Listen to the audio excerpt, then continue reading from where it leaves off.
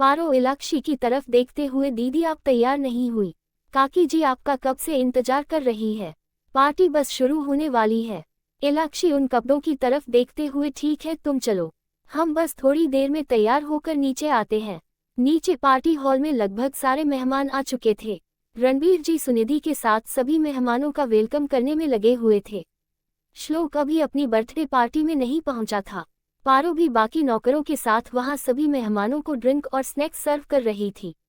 रणबीर जी चुपके से सुनिधि की कमर में हाथ डाल उसे एक तरफ ले जाते हुए, अजी आप हमारे जरा करीब आइए, आज कोई बहुत ही ज्यादा खूबसूरत लग रहा है, कहते हुए रणबीर सुनिधि को एक तरफ ले आए थे जहां इस वक्त कोई भी नहीं था। वो एक छोटा सा गलियारा था जहां इस वक्त कोई भी नहीं था। सुनिधि रणबीर की हरकत पर झेपते हुए, साहब ये क्या कर रहे थे आप? हाँ, जानते हैं कि घर में पार्टी का माहौल है, सभी मेहमान हैं और आप उन्हीं के बीच से ऐसे ही लेकर चले आए, क्या सोचेंगे वो? हाँ, सुनिधि की बात पर रणबीर उसके गले में अपनी दोनों बाहें डाले खुद के और करीब करते हुए, तो किसने कहा था आपसे इतना खूबसूरत बनकर आने के लिए? बंदे ने खुद पर काबू नहीं रख पाया तो इसमें उसकी क्या गलती है?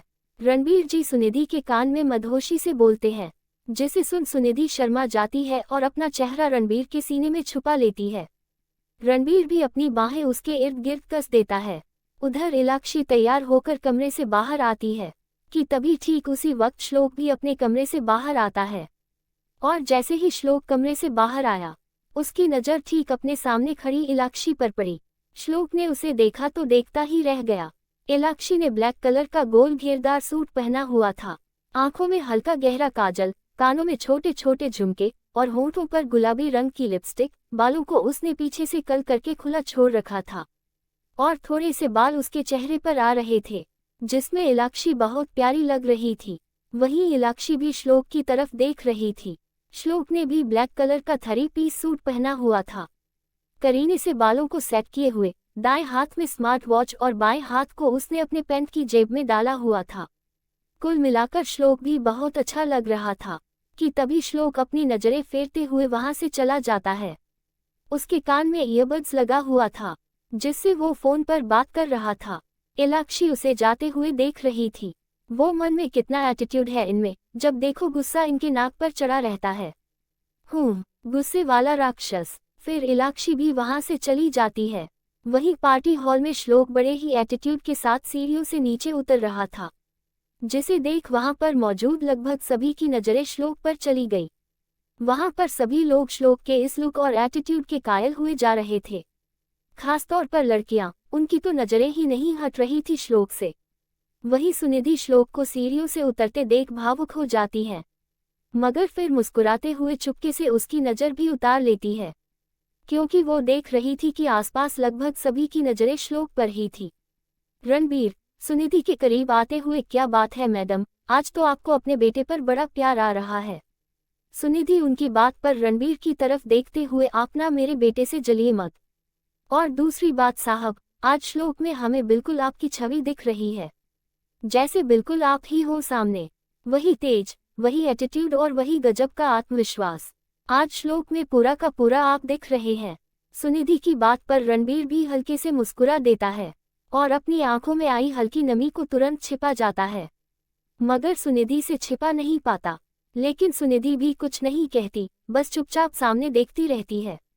श्लोक भी जैसे जैसे नीचे आता है, सभी मेहमान उसे तुरंत आकर घेर लेते हैं। कई बिजनेसमैन उसके साथ बिजनेस करना चाहते थे, लेकिन श्लोक ही उन्हें चांस नहीं दे रहा था। लड़कियों का तो ख्वाब ही था श्लोक, जिन्हें बस वो पाना चाहती थी, मगर उसके एटीट्यूड और गुस्से के कारण जल्दी उसके आसपास भी नहीं फिटकती थी। ऐसा नहीं था कि वो उसे रिझाना नहीं चाहती थी, मगर उसके गुस्से के डर से उनमें हिम्मत ही नहीं पड़ती थी। इस वक्त सभी बस श्लोक को जन्मदिन की शुभकामनाएं दे रहे थे और वो भी सबसे हाथ मिलाते हुए उन सबकी शुभकामनाएं और आशीर्वाद ले रहा था कि तभी अचानक वहां मौजूद सभी लोगों की नजरें एक बार फिर सीढ़ियों की तरफ चली जाती है, क्योंकि इस बार इलाक्षी सीढ़ियों से नीचे उतर रही थी। सबकी नजरों को वापस सीढ़ियों की तरफ देखता देख श्लोक की नजरें भी सीढ़ियों पर ही चली जाती है, जहां से इस वक्त इलाक्षी सीढ़ियों से नीचे उतर रही थी। वहां मौजूद सभी लड़कों की नजरें ही ठहर गई थी इलाक्षी पर। आखिर इलाक्षी लग ही रही थी इतनी खूबसूरत कि किसी की भी नजरें ही नहीं हटे। श्लोक भी अपनी नजरें कहाँ हटा पा रहा था। सुनिधि भी जब इलाक्षी को नीचे आते हुए देखती है तो देखती रह जाती है। वही श्लोक अपने मन में कोई इतना सुंदर कैसे लग सकता है। सुनिधि जल्दी से इलाक्षी के पास जाती है और फिर उसे प्यार से अपनी आंखों का काजल उसके कान के पीछे लगा देती है। फिर उसके गाल पर हाथ रखकर, मेरी बेटी आज बहुत खूबसूरत लग रही है। ये टीका मेरी बेटी को हर बुरी नज़र से बचाएगा। चलो आओ हमारे साथ। कहते हुए सुनिधि इलाक्षी को अपने साथ वहां से ले जाती है, जहां इस वक्त रणबीर जी किसी से बात कर रहे थे। सुनिधि पीछे से, साहब। सुनिधि की आवाज पर रणबीर जी पीछे पलटकर देखते हैं तो इलाक्षी को देख वो मुस्कुरा देता है। फिर उसके सिर पर प्यार से हाथ रखते हुए, बहुत प्यारी लग रही है मेरी बेटी, ऐसे ही हमेशा खुश रहिए। रणबीर जी की बात पर इलाक्षी मुस्कुरा देती है। फिर रणबीर जी एक्सक्यूज कहकर वहां से चले जाते हैं। श्लोक की नजरें उन तीनों पर थी जब इलाक्षी सुनिधि के साथ रणबीर जी से मुस्कुराते हुए बात कर रही थी। ये देखकर एक पल के लिए श्लोक के चेहरे पर भी मुस्कुराहट आ गई थी, मगर तुरंत ही चली भी गई। तभी सुनिधि को उनकी एक सहेली बुला लेती है और वो इलाक्षी को वहीं रुकने का कहकर उनके पास चली जाती है। तभी एक लड़का इलाक्षी को वहां अकेला देखकर मुस्कुराते हुए उसकी तरफ कदम बढ़ा देता है। वो दिखने में बड़े घर से लग रहा था और दिखने में भी काफी हैंडसम था। वो लड़का इलाक्षी के पास आकर, है ब्यूटीफुल। जैसे ही वो लड़का इलाक्षी को ब्यूटीफुल से संबोधित करता है, इलाक्षी की नज़र उस पर पड़ती है। इलाक्षी उसे अपनी बड़ी बड़ी आंखों से घूरते हुए, एक्सक्यूज मी, आपने हमसे कुछ कहा? तभी वो लड़का मुस्कुराते हुए, जी बिल्कुल, आप बहुत खूबसूरत है। और खूबसूरत को खूबसूरत कहना कोई गलत बात तो नहीं। खैर, क्या मैं इस खूबसूरत सी लड़की का खूबसूरत सा नाम जान सकता हूँ? By the way, I am Viraj Gujral और आप miss beautiful. Your good name please. वहीं इलाक्षी उसकी बात को इग्नोर करते हुए एक्सक्यूज मी कहकर इलाक्षी उसके बगल से निकल गई। इलाक्षी को जाता देखकर वो लड़का, मिस ब्यूटीफुल, मेरा दिल ले गई तुम, कहकर विराज मुस्कुरा देता है और फिर वापस जाकर अपने ग्रुप में शामिल हो जाता है। दूसरी तरफ इलाक्षी पारो के साथ एक तरफ आकर खड़ी हो जाती है और उससे बातें करने लगी।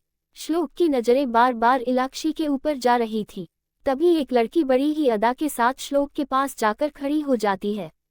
वो लड़की बड़ी ही अदा के साथ, हाय श्लोक, wish you a very very happy birthday. उस लड़की के कहते ही श्लोक मुस्कुराते हुए बड़े ही एटीट्यूड के साथ, थैंक यू। एक बार फिर श्लोक की नजरें इलाक्षी पर चली गई थी।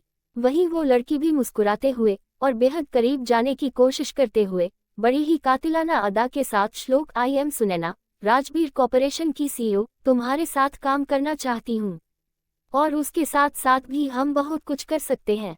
वो लड़की श्लोक के कान में धीरे से कहती है और फिर अपनी एक आंख दबा देती है। उस लड़की की बात सुनकर श्लोक उसकी कमर से पकड़ उसे खुद के बेहद करीब करते हुए, वैसे मुझे पता नहीं था कि राजबीर कॉर्पोरेशन की वैल्यू इतनी गिर गई है कि उसकी सीईओ को ऐसे ऐसे काम करने की जरूरत पड़ने लगी। वैसे मेरे पास भी तुम्हारे लिए एक अच्छा ऑफर है। अगर तुम इस पार्टी में अपनी फजीहती करवाना नहीं चाहती हो तो चुपचाप इस पार्टी से निकल जाओ, वरना अगली सुबह तक तुम किसी को भी मुंह दिखाने लायक नहीं बचोगी। So leave my party right now. आखिरी लाइन श्लोक जोर से बोलते हुए उसे जमीन पर गिरा देता है। फिर सुनैना की तरफ देखकर, मिस सुनैना सिंघानिया, यही तुम्हारी औकात है, जहां पर तुम इस वक्त हो, मेरे कदमों में। श्लोक कहता है तो सबकी नज़र उन दोनों पर चली जाती है। सुनैना की तो भरी पार्टी में मैं बुरी तरह से इंसल्ट हो गई थी, जिसे देखकर सुनैना को श्लोक पर बहुत गुस्सा आ रहा था, साथ ही उसकी आंखें नम भी हो गई थी। जारी है लेखिका प्रियंका गुप्ता। आज का भाग आपको कैसा लगा कमेंट करके जरूर बताइएगा। तो मिलते हैं अगले भाग में, और जिन लोगों ने मुझे सब्सक्राइब नहीं किया है अभी कर लीजिए ताकि आपको मेरी कहानियों के नोटिफिकेशन सबसे पहले मिल सके। Thanks for watching.